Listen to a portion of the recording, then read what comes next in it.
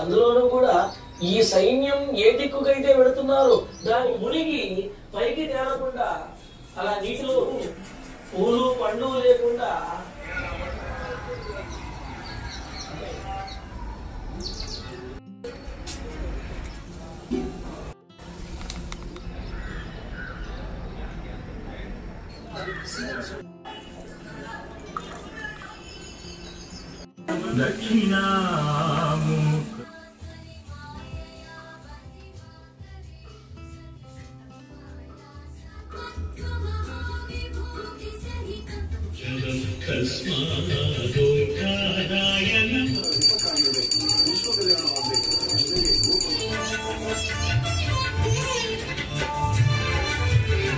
ಅದ್ಭುತವಾದ ಶಕ್ತಿ ಇದೆ.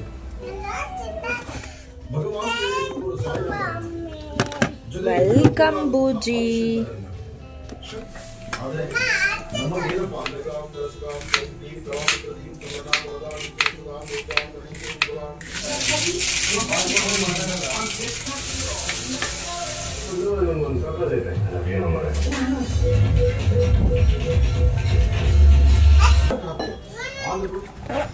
ಫ್ರೆಶ್ ತರಕಾರಿ ಸೇಲ್ ನಲ್ಲಿ ಮೇ 29ರಿಂದ June 3ರವರೆಗೆ.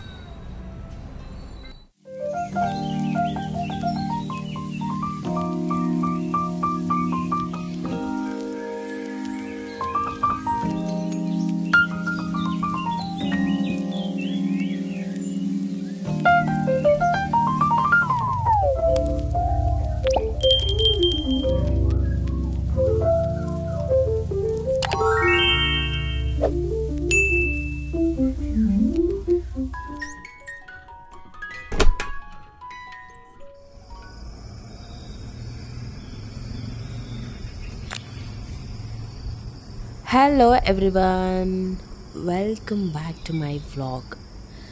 Good morning. It's Thursday morning and time bandu around 5 o'clock ಹತ್ತತ್ರ ಇದೆ.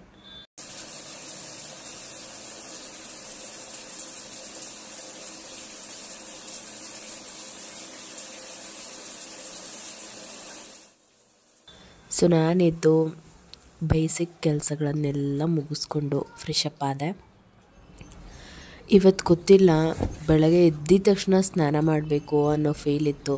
ಬಿಕಾಸ್ ನಂಗೆ ಸ್ವಲ್ಪ ಕೋಲ್ಡ್ ಆಗಿರೋದ್ರಿಂದ ನಂಗೆ ಬಿಸಿ ನೀರು ತಲೆ ಮೇಲೆ ಹಾಕ್ಕೋಬೇಕು, ತಲೆ ತುಂಬ ಭಾರ ಅನ್ನಿಸ್ತಿದೆ ಅನ್ನೋ ಫೀಲ್ ಇತ್ತು. ನಂಗೆ ಕೋಲ್ಡ್ ಆದರೆ ಬಿಸಿ ಬಿಸಿ ನೀರಲ್ಲಿ ಸ್ನಾನ ಮಾಡಿದ್ರೆ ಸ್ವಲ್ಪ ರಿಲ್ಯಾಕ್ಸ್ ಅನಿಸುತ್ತೆ. ಸೊ ಹಾಗಾಗಿ ಫಸ್ಟ್ ಎಲ್ಲ ಬೇಸಿಕ್ ಕೆಲಸ ಏನಿದೆ ಅದನ್ನೆಲ್ಲ ಸ್ಕಿಪ್ ಮಾಡಿದೆ ವೀಡಿಯೋ ಶೂಟ್ ಮಾಡೋದು. ಬಟ್ ಕೆಲಸ ಎಲ್ಲ ಮುಗಿಸಿದಾದ ನಂತರ ಹೋಗಿ ಒಂದು ರಿಲ್ಯಾಕ್ಸ್ ಶವರ್ ತಗೊಂಡೆ. ಸೊ ಬಿಸಿ ಬಿಸಿ ನೀರು ಈ ಚಳಿಲಿ ಸ್ನಾನ ಮಾಡೋದು ಕೂಡ ಒಂದು ಥೆರಪಿ ಅಂತ ಹೇಳಬಹುದು. ಸೊ ಸ್ನಾನ ಎಲ್ಲ ಮುಗಿಸ್ಕೊಂಡು ಬಂದು ಈಗ ನಾನು ವ್ಲಾಗ್ ಶುರು ಮಾಡ್ತಾಯಿದ್ದೀನಿ. Good morning to everyone. ಬನ್ನಿ ಇವತ್ತಿನ ವ್ಲಾಗಲ್ಲಿ ಸ್ಪೆಷಲಿ ಇವತ್ತು morning routine and Thursday routine ಯಾವ ಥರ ಇರುತ್ತೆ ತೋರಿಸ್ತೀವಿ.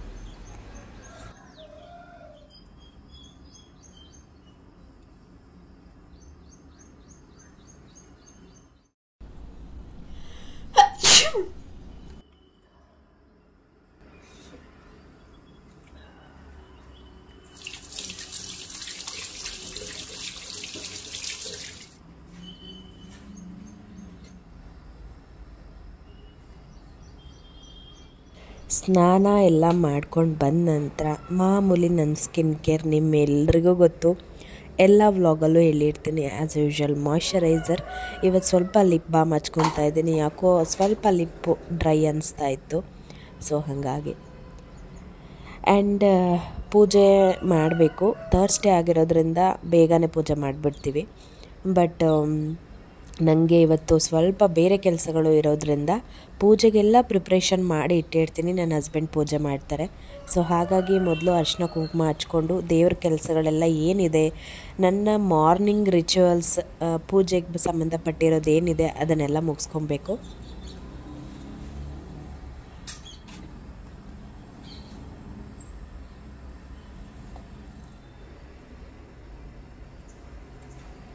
ಸ್ನಾನಕ್ಕೆ ಹೋಗೋಕ್ಕಿಂತ ಮುಂಚೆ ಬೇಸಿಕ್ ಕೆಲಸ ಏನಿದೆ ಕಿಚನ್ ಕ್ಲೀನಿಂಗ್ ಎಲ್ಲ ರಾತ್ರಿನೇ ಮಾಡಿದ್ದೆ. ಆ್ಯಂಡ್ ಮನೆ ಗುಡಿಸೋದು ಒರೆಸೋದು ಹೊರಗಡೆ ಪೋಟಿಕ ಎಲ್ಲ ತೊಳೆಯೋದು ಗಿಡಗಳನ್ನೆಲ್ಲ ಮಾತಾಡಿಸಿ ನೀರು ಹಾಕಿ ಆಚೆನೂ ಕೂಡ ಎಲ್ಲ ತೊಳೆದು ನಾನು ಅದಾದ ನಂತರನೇ ನಾನು ಸ್ನಾನಕ್ಕೆ ಹೋಗಿದ್ದೆ.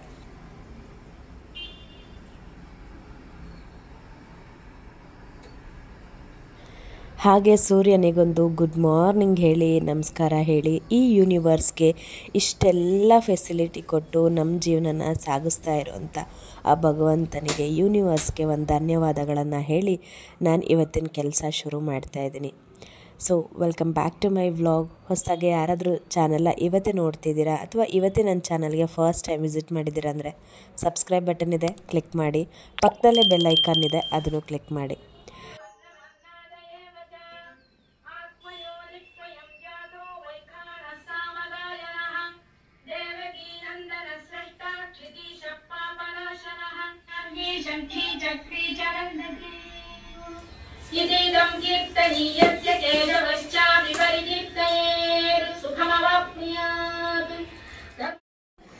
ನನಗೆ ಇತ್ತೀಚೆಗೆ ಬರ್ತಾ ಇರೋವಂಥ ಒಂದಷ್ಟು ಗುಡ್ ಮೆಸೇಜಸ್ಗಳು ಏನಪ್ಪ ಅಂತ ಹೇಳಿದ್ರೆ, ಸೊ ನಾನು ಮಾಡ್ತಕ್ಕಂಥ ವ್ಲಾಗ್ಸು, ನನ್ನ ವ್ಲಾಗ್ಸ್ಗಳನ್ನು ನೋಡಿ ಎಷ್ಟೊಂದು ಜನ ಇನ್ಸ್ಪೈರ್ ಆಗಿ ಅರ್ಲಿ ಮಾರ್ನಿಂಗ್ ಬೇಗ ಎದ್ದೇಳ್ತಿದ್ದೀವಿ, ಇಲ್ಲ ರೀ ನಿಮ್ಮನ್ನು ನೋಡಿ ನಾವು ಕೂಡ ಬೇಗ ಎದ್ದೇಳ್ತಾ ಇದ್ದೀವಿ, ಅವರು ಅಷ್ಟು ಚಿಕ್ಕ ಪಾಪನ ಇಟ್ಕೊಂಡು ಅಷ್ಟು ಬೇಗ ಎದ್ದೇಳ್ತಾರೆ, ನಾವ್ಯಾಕೆ ಎದ್ದೇಳಬಾರ್ದು ಅಂತ ನಾವು ಕೂಡ ಬೇಗ ಎದ್ದು ಬೇಗ ಎಲ್ಲ ಕೆಲಸ ಮಾಡ್ಕೊತಾ ಇದ್ದೀವಿ, ರಂಗೋಲಿ ಹಾಕೋದಕ್ಕೂ ಕೂಡ ನಿಮ್ಮದು ಇನ್ಸ್ಪೈರ್ ಇದೆ ನಮಗೆ ಅಂತ ತುಂಬ ಸಾಕಷ್ಟು ಮೆಸೇಜ್ಗಳು ಬಂದಿದೆ. ಅದ್ರ ಜೊತೆಗೆ ಈವನ್ ನನ್ನ ಫ್ರೆಂಡ್ಸ್ ಆ್ಯಂಡ್ ಫ್ಯಾಮಿಲಿ ಮೆಂಬರ್ಸ್ ಕೂಡ ನನಗೆ ಇದನ್ನು ರಿವ್ಯೂ ಮಾಡಿದ್ದಾರೆ. So this is very very happy news. ನನಗೆ ನನ್ನಿಂದ ಎಲ್ಲೋ ಒಂದು 10 ಜನ ಇನ್ಸ್ಪೈರ್ ಆಗ್ತಾರೆ ಅಂದರೆ ನನಗೆ ಅದಕ್ಕಿಂತ ಒಂದು ಖುಷಿ ಸಮಾಚಾರ ಬೇಕಾ? 4 ಜನ ನಮ್ಮ ಬಗ್ಗೆ ಆಡ್ಕೊಂಡು ನಕ್ಕಂಥ ದಿನಗಳೂ ಇದೆ, 4 ಜನ ನಮ್ಮ ಬಗ್ಗೆ ತುಂಬ ಕೀಳಾಗಿ ಮಾತಾಡಿದಂಥ ದಿನಗಳು ಇದೆ. ಅದೆಲ್ಲದನ್ನೂ ಮೀರಿ ಇವತ್ತು ಈ ಒಂದು ಲೈಫ್ ಲೀಡ್ ಮಾಡುವಾಗ ಇದ್ದರೆ ಅವ್ರ ಥರ ಜೀವನ ಇರಬೇಕು, ಬದುಕಿದ್ರೆ ಅವ್ರ ಥರ ಇರಬೇಕು, ಒಳ್ಳೆ ಇನ್ಸ್ಪಿರೇಷನ್ ಲೈಫ್ ಅವ್ರದ್ದು ಅನ್ನೋ ಮಾತುಗಳು ಈಗ ಕೇಳಿ ಬರ್ತಾ ಇದೆಯಲ್ಲ, ಸಾರ್ಥಕ ಆಯಿತು ನಮ್ಮ ಜೀವನ ಅಂತ ನನಗನ್ಸುತ್ತೆ. ಸತ್ಯವಾಗೂ ಹೇಳಬೇಕು ಅಂದರೆ I am proud my self. So ನನ್ನ ಹಸ್ಬೆಂಡ್ಗೆ ಫಸ್ಟ್ ಥ್ಯಾಂಕ್ಸ್ ಹೇಳಬೇಕು. ಸೊ ಇದನ್ನೆಲ್ಲ ಅಚೀವ್ ಮಾಡೋಕ್ಕೆ ಅವ್ರ ಸಪೋರ್ಟ್ ಇಲ್ಲದೇ ಯಾವುದೇ ಕಾರಣಕ್ಕೂ ಆಗಲ್ಲ. ಎಲ್ಲದಕ್ಕೂ ಕೂಡ ಫ್ಯಾಮಿಲಿ ಸಪೋರ್ಟ್ ತುಂಬ ತುಂಬ ತುಂಬ ಇಂಪಾರ್ಟೆಂಟ್. ನನ್ನ ಮಾರ್ನಿಂಗ್ ರಿಚುವಲ್ಸಲ್ಲಿ ಹೊರಗಡೆ ಎಲ್ಲ ತೊಳೆದು ಗುಡಿಸಿ ರಂಗೋಲಿ ಇಟ್ಟು ಬುಟ್ಟಿಟ್ಟು ಅದು ನೋಡೋಕ್ಕೆ ಒಂದು ಖುಷಿ ಆಯಿತಾ. ಅದೇ ನಾವು ಖಾಲಿ ಬಾಗಿಲು ಬಿಟ್ಟು ಬೋಳ ಬಿಟ್ಟಿರ್ತೀನಲ್ಲ, ಆ ಟೈಮಲ್ಲಿ ನಂಗೆ ಆಚೆ ಹೋಗಿ ನಿಂತ್ಕೊಳ್ಳೋಕ್ಕೂ ಮನಸ್ಸಾಗಲ್ಲ. ಅದೇ ಮನೆ ಮುಂದೆ ಬಾಗಿಲಲ್ಲಿ ಒಂದು ರಂಗೋಲಿ, ಹೂವು, ಕಡ್ಡಿ, ಒಂದು ದೀಪ ಇದ್ದರೆ ಅದು ವೈಬ್ಸೇ ಬೇರೆ. ಮೊನ್ನೆ ನಮ್ಮ ಪಕ್ಕದ ಮನೆ ಪೂಜಾ ಅವ್ರು ಹೇಳ್ತಾಯಿದ್ರು, ಧೂಪ ಹಾಕಿದಾಗ ನಿಮ್ಮ ಮನೆಯಿಂದ ಬರೋ ಅಂತಹ ಘಮ ಸ್ಮೆಲ್ಗೆ ನಾನು ಆಚೆ ಬಂದು ಕುತ್ಕೋಬೇಕು ಅಂತ ಅನಿಸುತ್ತೆ ಶ್ವೇತಾ. ಆ ಸ್ಮೆಲ್ಲಿಗೆ ತುಂಬ ಅಟ್ರ್ಯಾಕ್ಟ್ ಆಗ್ತಿದ್ದೀನಿ ನಾನು ಅಂತ. ಒಂದು ಒಳ್ಳೆ ಪಾಸಿಟಿವ್ ವೈಬ್ಸು ಅಥವಾ ಪಾಸಿಟಿವ್ ಮೆಸೇಜ್ಗಳು ನಮ್ಮನ್ನು ರೀಚ್ ಆಗ್ತಿದ್ದಾವೆ ಅಂತ ಹೇಳಿದ್ರೆ ಎಲ್ಲೋ ನಮ್ಮಲ್ಲಿ ಪಾಸಿಟಿವ್ ಚೇಂಜಸ್ಗಳು ಆಗ್ತಿದೆ ಅಂತಲೇ ಅರ್ಥ ಅಲ್ವಾ. ಸೊ ಇದೆಲ್ಲದನ್ನು ನಾವು ಲೈಫಲ್ಲಿ ಅಳವಡಿಸ್ಕೊಂಡು ಹೋಗ್ತಾ ಹೋದಂಗೆ ನಮ್ಮ ಲೈಫಲ್ಲೂ ಕೂಡ ಪಾಸಿಟಿವ್ ಚೇಂಜಸ್ಸು ಆಗ್ತಾ ಹೋಗುತ್ತೆ. ನಾವು ಕೂಡ ನಮ್ಮ ಲೈಫಲ್ಲಿ ಗ್ರೋತ್ನ ಕಾಣಬಹುದು. ಇದು ನಾನು ಎಕ್ಸ್ಪೀರಿಯೆನ್ಸ್ ಮಾಡಿ ಹೇಳ್ತಾ ಇರೋದು. ನಮ್ಮ ಪ್ರೀವಿಯಸ್ ಲೈಫ್ಗೂ ಇವಾಗಿನ ಲೈಫ್ಗೂ ಲಾಟ್ ಆಫ್ ಚೇಂಜಸ್ ಇದೆ, ಲಾಟ್ ಆಫ್ ಚೇಂಜಸ್. ಇದನ್ನು ನಾನು ಬಾಯಿ ಮಾತಲ್ಲಿ ಹೇಳಿದ್ರೆ ನೀವು ಯಾರೂ ನಂಬಲ್ಲ ಅನಿಸುತ್ತೆ. ಆದರೆ ನಮ್ಮನ್ನು ಹತ್ತಿರದಿಂದ ನೋಡಿದವ್ರಿಗೆ, ನಮ್ಮನ್ನು ಹತ್ತಿರದಿಂದ ನಮ್ಮತನನ ಕಂಡವರಿಗೆ ಮಾತ್ರನೇ ಗೊತ್ತಾಗೋದು. ಜೀವನ ಅನ್ನೋದು ಎಲ್ಲ ಪಾಠಗಳನ್ನು ಕಲಿಸುತ್ತೆ. ಎಲ್ಲ ಪಾಠಗಳನ್ನು ನಾವು ಬೇಸಿಕ್ಕಿಂದ ಏನನ್ನು ಹೊತ್ಕೊಂಡು ಬರೋದಾಗಲಿ ಕಲ್ತ್ಕೊಂಡು ಬರೋದಾಗಲಿ ಮಾಡಿರಲ್ಲ. ಬಟ್ ಜೀವನ ಸಾಕ್ತಾ ಸಾಕ್ತಾ ಸಾಕ್ತಾ ಒಂದೊಂದಾಗೆ ಜೀವನನೇ ಆ ಪಾಠಗಳನ್ನು ಕಲಿಸೋಕೆ ಶುರು ಮಾಡುತ್ತೆ. ನನಗೀಗ ಓಪನಾಗಿ ಹೇಳಬೇಕು ಅಂದರೆ 30 ಇಯರ್ಸ್, 30 ವರ್ಷದಲ್ಲಿ ಲೈಫಲ್ಲಿ ಬರೋವಂಥ ಎಲ್ಲ ಏಳು ಬೀಳುಗಳನ್ನು ನಾನು ನೋಡ್ಬಿಟ್ಟಿದ್ದೀನಿ. ಯಾಕಂದರೆ ನಾವು ತುಂಬ ಬಡತನದಿಂದನೇ ಜೀವನ ಸ್ಟಾರ್ಟ್ ಮಾಡಿದ್ದು. ಬಟ್ ಈ ಒಂದು ಹಂತನೂ ನಮಗೆ ನನ್ನ ಈಗಿನ ಜೀವನನೂ ಕೂಡ ನನಗೆ ಒಂದು ಟೈಮಲ್ಲಿ ಡ್ರೀಮ್ ಆಗಿತ್ತು. ಸೊ ಅದೆಲ್ಲ ನೆನೆಸ್ಕೊಂಡ್ರೆ ನಾನು ಆ ಡೆಸ್ಟಿನೇಷನ್ ರೀಚ್ ಮಾಡಿದ್ದೀನಿ. ಆ್ಯಂಡ್ ನನ್ನ ನೆಕ್ಸ್ಟ್ ಲೆವೆಲ್ ಏನು ಅನ್ನೋದನ್ನು ನಾನು ಯೋಚನೆ ಮಾಡಬೇಕಷ್ಟೆ.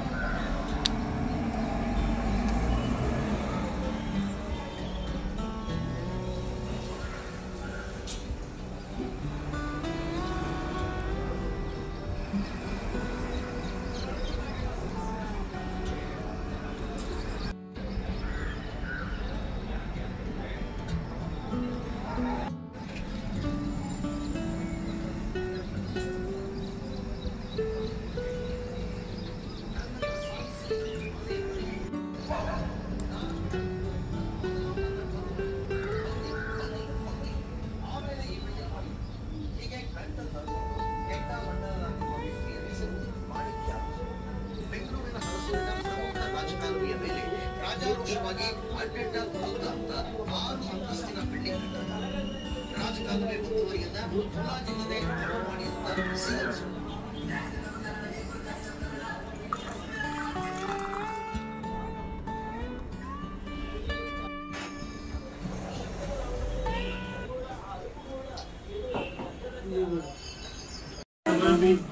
ನಾನೆದ್ದು ಸ್ನಾನ ಎಲ್ಲ ಮುಗಿಸಿ ಮನೆಯ ಪೂಜೆ ಕಾರ್ಯಕ್ರಮಗಳಿಗೆ ಏನು ಬೇಕೋ ಎಲ್ಲ ಸಿದ್ಧತೆಗಳನ್ನು ಮಾಡಿ ಗಂಧನ ತೇಯ್ತಾ ಇದ್ದೆ. ಹಸ್ಬೆಂಡ್ ಕೂಡ ಇದ್ದರು, ಅವ್ರಿಗೂ ಕಾಫಿ ಮಾಡಿಕೊಟ್ಟೆ.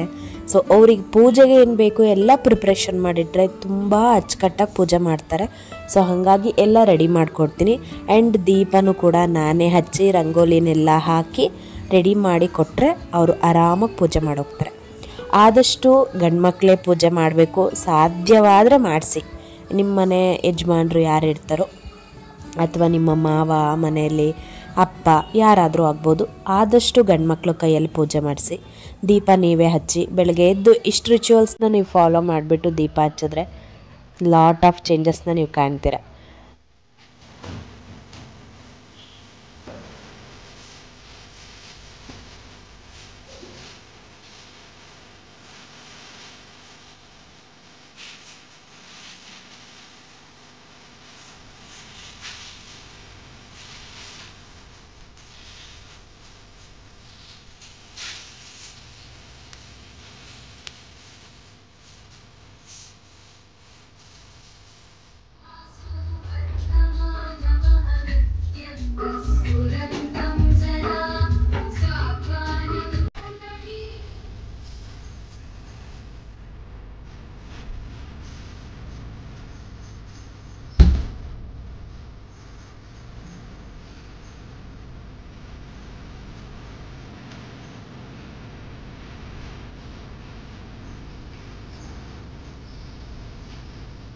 ನಾನು ಸ್ನಾನ ಮಾಡಿ ಬಂದಾಗ ತಲೆ ಕಟ್ಕೊಂಡಿರ್ತಕ್ಕಂತಹ ಟವಲ್ನ ಇಮ್ಮಿಡಿಯೇಟಾಗಿ ತೆಗೆಯಲ್ಲ.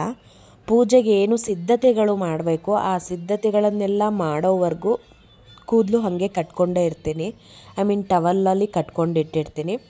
ಅದು ಯಾಕೆ ಅಂತ ಹೇಳಿದ್ರೆ, ನಾವು ತಲೆಗೆ ಸ್ನಾನ ಮಾಡಿ ಬಂದಾಗ ತಲೆಯಿಂದ ನೀರು ತೊಟ್ಟಿಗ್ತಾ ಇರುತ್ತಲ್ಲ, ಆ ನೀರು ಮನೆ ತುಂಬ ಓಡಾಡುವಾಗ ಎಲ್ಲ ಬೀಳಬಾರ್ದು. ಎಸ್ಪೆಷಲಿ ದೇವ್ರ ಮನೇಲಿ ಬೀಳಬಾರ್ದು.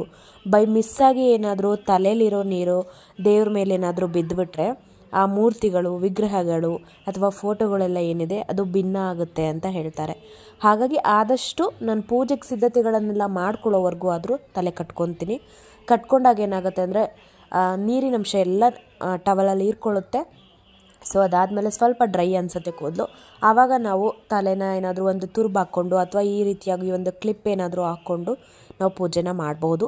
ಆಲ್ಮೋಸ್ಟ್ ಒಂದು 80% ನನ್ನ ಹೇರ್ ಡ್ರೈ ಆಗಿರುತ್ತೆ. ಸೊ ಹಾಗಾಗಿ ಪೂಜೆ ಸಿದ್ಧತೆಗಳನ್ನು ಮಾಡೋ ಟೈಮಲ್ಲಿ ಮಾತ್ರ ಟವಲ್ ಕಟ್ಕೊಳ್ಳಿ. ಅದಾದ ನಂತರ ಟವಲ್ನ ತೆಗೆದುಬಿಟ್ಟು ಒಂದು ರಿಬ್ಬನ್ ಹಾಕ್ಕೊಂಡು ಅಥವಾ ಒಂದು ಕ್ಲಿಪ್ ಹಾಕ್ಕೊಂಡು ಏನೋ ಒಂದು ತುರ್ಬು ಹಾಕ್ಕೊಂಡು ಆಮೇಲೆ ನೀವು ಪೂಜೆನ ಮಾಡಬಹುದು.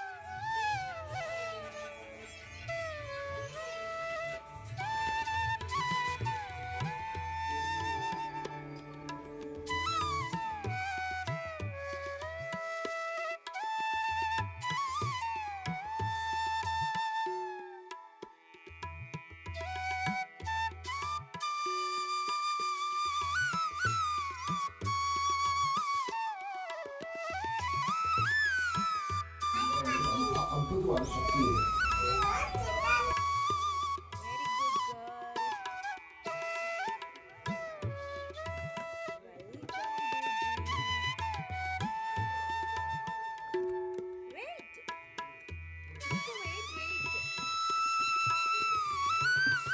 You want ಚಿತ್ರಾನ್ನ?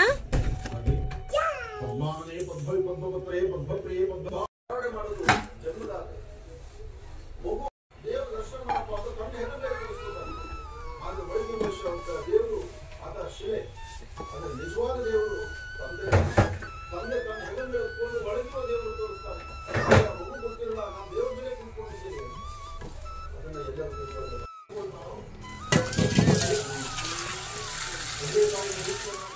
ಹೌದಪ್ಪ, ಏನಪ್ಪ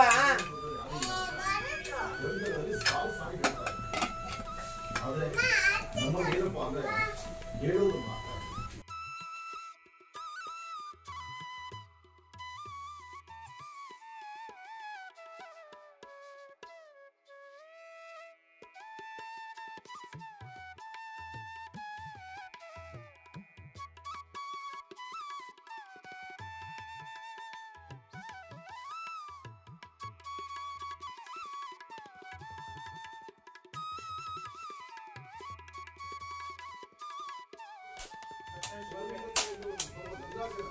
ನಿನ್ನೆ ಶಿವಲಿಂಗ ಇತ್ತು, ಅಲ್ಲಿ ನಿಮ್ಮ ಸ್ವಾಸ್ಥ್ಯದಿಂದ ಶಿವಲಿಂಗದ ಅಭಿಷೇಕ.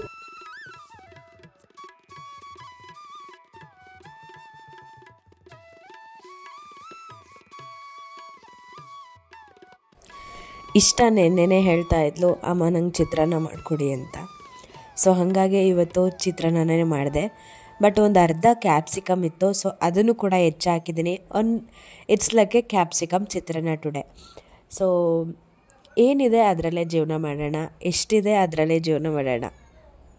ತುಂಬ ಮಾತಾಡೋಕ್ಕಾಗ್ತಿಲ್ಲ, ಆದ್ರೂ ಸ್ವಲ್ಪ ಸ್ವಲ್ಪ ವಾಯ್ಸ್ ಓವರ್ ಕೊಡೋಣ ಅಂತ ಕೊಡ್ತಾಯಿದ್ದೀನಿ. ಜಾಸ್ತಿ ಮ್ಯೂಸಿಕ್ ಆ್ಯಡ್ ಮಾಡಿದ್ದೀನಿ, ದಯಮಾಡಿ ಏನು ಅಂದ್ಕೊಬೇಡಿ, ಇದೊಂದಕ್ಕೆ ಎಕ್ಸ್ಕ್ಯೂಸ್ ಕೊಡಿ. ಚಿತ್ರಾನ್ನ ಪೋರ್ಷನ್ ಎಲ್ಲ ಆಯಿತು. ಇನ್ನು ಅವಳಿಗೆ ರೆಡಿ ಮಾಡಿ ತಿನ್ನಿಸಿ ಸ್ಕೂಲಿಗೆ ಕಳಿಸ್ಬಿಟ್ರೆ ಇವತ್ತಿನ ಮಾರ್ನಿಂಗ್ ಟಾಸ್ಕ್ ಕಂಪ್ಲೀಟೆಡ್.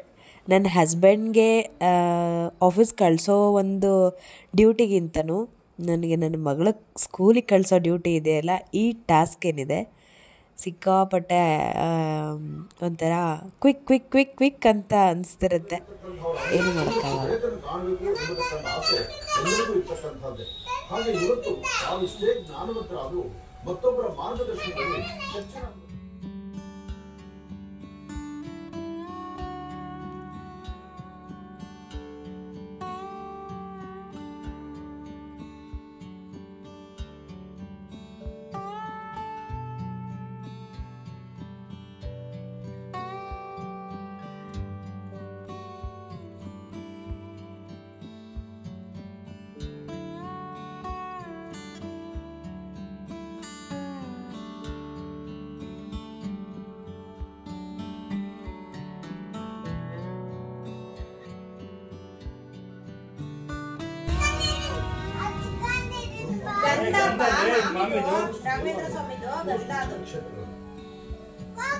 ಪುಣ್ಯಕ್ಷೇತ್ರಗಳು, ದೇವಾಲಯಗಳು.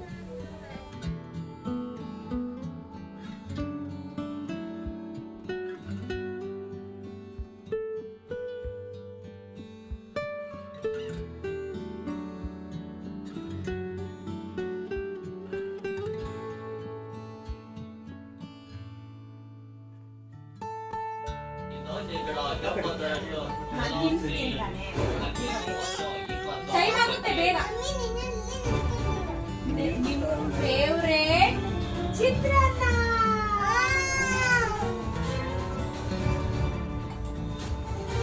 ದೃಷ್ಟಿ ತೆಗಿಲ್ಲ, ಬಂಗಾರ ಸಿಂಗಾರ ಎಲ್ಲ ಹೋಗ್ಲಿ.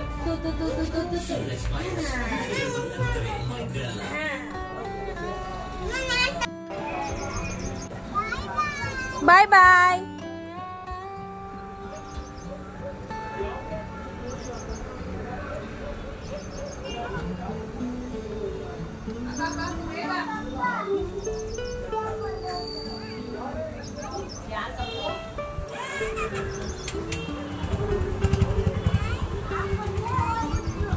ಬಾಯ್ ಬಂಗಾರಿ. ಬಾಯ್.